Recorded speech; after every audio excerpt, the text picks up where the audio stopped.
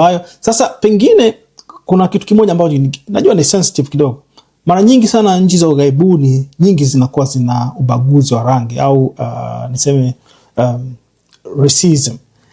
Je, Korea ni moja wapo ya nchi ambazo zina ubaguzi mkubwa sana wa rangi? Na kama ndio, ulishawahi ku-experience kitu kama hicho?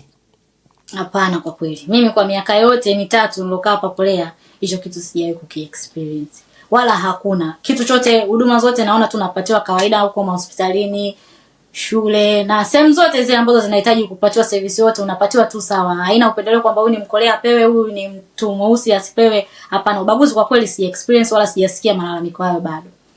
Okay, kwa hiyo nadhani kwa Mtanzania wote ambaye angependa kuja kusoma nchini Korea ni nchi salama kabisa ambayo anaweza kaja kufanya mambo yake mengi bila ku-experience ubaguzi wala segregation yoyote, si ndio? Ndio.